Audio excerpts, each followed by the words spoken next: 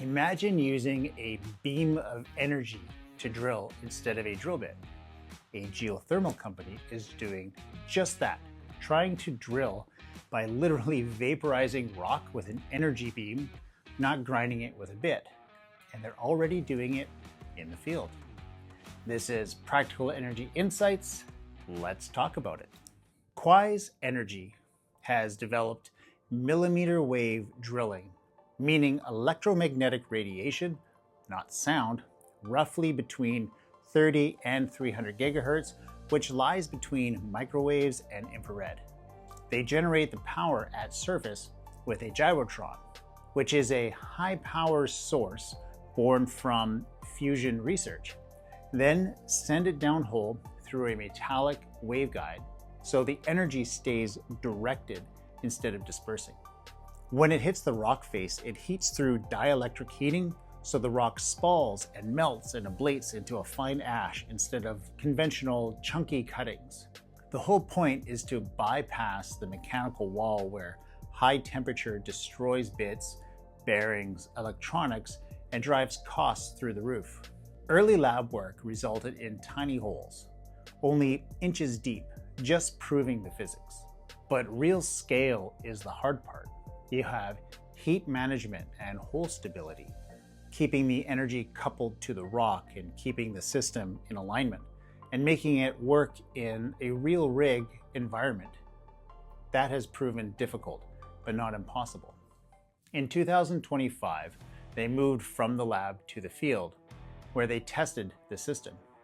Quaise reported drilling continuously to 100 meters at a central Texas field site, and MIT reported a field milestone around 118 meters.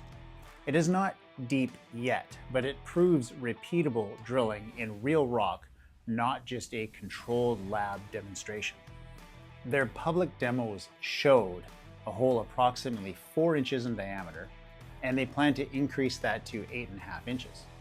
Commercial geothermal needs a wellbore you can case, meaning run steel pipe into, and you need to complete it and flow it, so it's not a science project hole.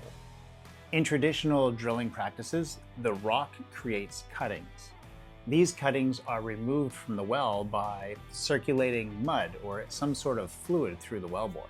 Using this concentrated energy beam, ash or pulverized rock builds up. If the beam hits just the ash instead of the rock, the process bogs down. The beam becomes inefficient. Their solution is to use a purge gas rather than a drilling mud. Pressurized gas sweeps the fine ash away from the front of the beam and carries it back to surface. Quaise has pointed to inert gases like nitrogen or argon as good candidates. Their goal appears to be able to reach 20 kilometers in depth and with a temperature limit of around 500 degrees Celsius.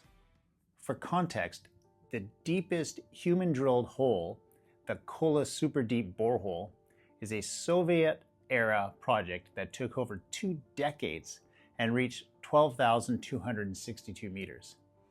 Quaise is aiming beyond that because super hot geothermal gets far more power dense with depth. To date, they have raised over $100 million depending on how rounds are counted, including a $21 million Series A1 round reported in 2024, with major names tied to the story like Mitsubishi and Neighbors. The plan is to use geothermal heat to create electricity, and the next steps are to reach incredible depths and be able to drill the hard basement rocks. A possible pilot project is Nevada Gold Mines to evaluate deep geothermal used to provide power for the mine itself. If they succeed, the question is, can they deliver steady power at a competitive cost? This is either a new drilling category being born or a brilliant idea that hits an unforgiving engineering wall. Either way, it is one of the most important and most interesting drilling experiments in the energy sector right now. If you like this content, please like and subscribe.